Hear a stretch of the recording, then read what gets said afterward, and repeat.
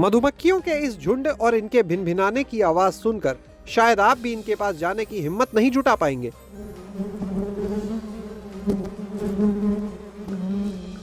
लेकिन गांवों की कई महिलाओं का दिन इन्हीं मधुमक्खियों के बीच गुजरता है। यह महिलाएं मधुमक्खी पालन करके लाखों रुपए कमा रही हैं।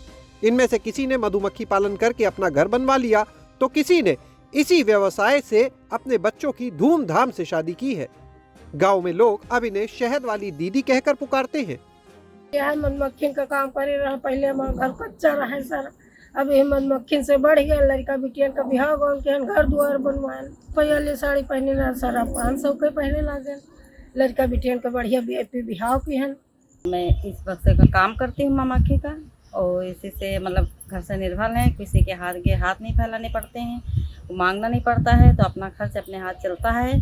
और सब लोग काम करते हैं, एकता बनाए में एक ही घर में रहते हैं सब लोग। CIF का पैसा लेकर के मधुमक्खी पालन का कार्य किया, 10 बॉक्स लेकर के उसमें भी बढ़ावा किया। धीरे धीरे मेरी स्थिति सुधरने लगी और हमारे बच्चे बेटी बेटा सब BA पास कर लिया हमने इसी से, और स्थिति अब हमारी बहुत अच्छी है, धीरे सुधरने लगी। 10 बक्सों से किया 95 बक्स हैं। कितनी आमदनी होती है? आमदनी सर साल भर में 2.5-3 लाख की हो, तो सीजन के हिसाब से रेट के हिसाब से हो जाती है। शहद के कारोबार से जुड़ी कुछ दीदियों की आमदनी तो सालाना 6 से 7 लाख रुपए तक है।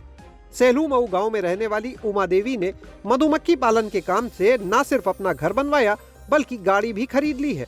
अपने बच्चों को अच्छे स्कूल में पढ़ा रही हैं।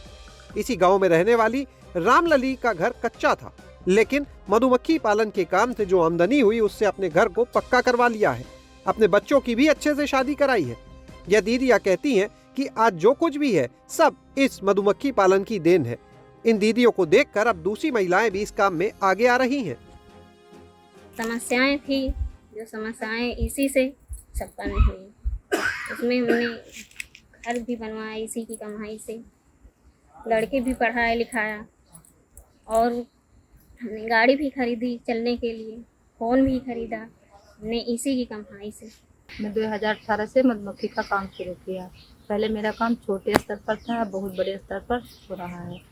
और मुझे खादी ग्राम उद्योग की तरफ से 20 लाख का लोन भी दिया गया, जिससे अब हमारे पास 400 बॉक्स है।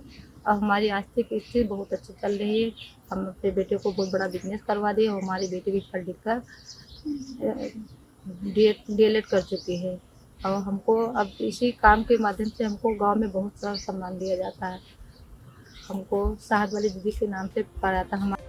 शहद के कारोबार से जुड़ी इन दीदियों को राष्ट्रपति तक से सम्मान मिल चुका है। कपेरा मदारपुर गांव की रहने वाली राजकुमारी को राष्ट्रपति द्रौपदी मुर्मू सम्मानित कर चुकी हैं। राजकुमारी ने सिर्फ 20 बॉक्स से काम शुरू किया था, जबकि आज 400 बॉक्स में मधुमक्खी पालन कर रही हैं। इस काम की बदौलत राजकुमारी ने अपने बेटे को गांव में ही बिजनेस भी करवाया है।